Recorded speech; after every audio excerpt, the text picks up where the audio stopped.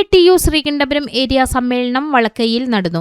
CATU സംസ്ഥാന committee അംഗം TP Sreedharan ഉദ്ഘാടനം ചെയ്തു. ഏരിയ പ്രസിഡന്റ് M ബാബുരാജ് പതാക ഉയർത്തി. VP മോഹനൻ അനുശോചന പ്രമേയവും P മാധവൻ രക്തസാക്ഷി പ്രമേയവും അവതരിപ്പിച്ചു. ഏരിയ സെക്രട്ടറി P മാധവൻ പ്രവർത്തന റിപ്പോർട്ട് അവതരിപ്പിച്ചു.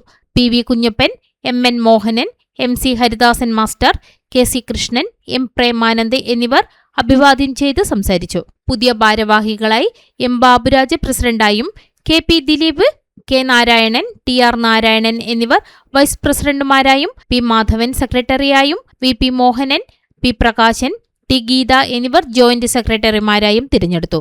ചടങ്ങിൽ M ബാബുരാജ് അധ്യക്ഷത വഹിച്ചു. ആ ചോദ്യത്തിന് നമ്മൾ മറുപടി കൊടുത്തു. നമ്മുടെ നാട്ടിലും അതിന്റെ അപകടം, അതിന്റെ ഗുരുതരമായ അവസ്ഥ ഉയർന്നു വരുമെന്ന്. എന്നാൽ ആ പറഞ്ഞത് ശരിയാണ് എന്ന് കാലം തെളിയിച്ചുകൊണ്ടിരിക്കുന്നു. സാമ്പത്തിക രംഗത്ത് ലോകത്ത് ഇറാനും അമേരിക്കയും തമ്മിൽ യുദ്ധം നടന്നപ്പോ വിദേശ രാജ്യങ്ങളിൽ പോയി ജീവിക്കുന്ന നമ്മുടെ പ്രിയപ്പെട്ട മലയാളികൾ ഉൾപ്പെടെ അതിഗുരുതരമായ പ്രതിസന്ധി നേരിടുകയാണ്.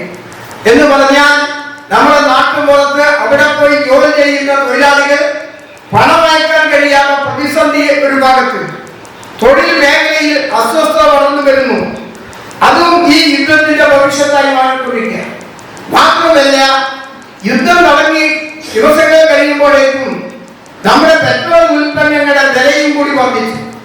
15 രൂപ അടക്കം വർദ്ധിപ്പിക്കണമെന്നാണ് ഇന്ത്യൻ ഓയിൽ കമ്പനികൾ രാജ്യം ഭരിക്കുന്ന ഭരണാധികാരി വർഗത്തോട് ആവശ്യപ്പെട്ടത്. പക്ഷേ ഏകദേശം 8 രൂപയോളം പെട്രോളിനും ഡീസലിനും വില വർദ്ധിച്ചു. പാചക ഗ്യാസിന്റെ വിലയും ആനുപാതികമായ വർധനവ് വന്നു.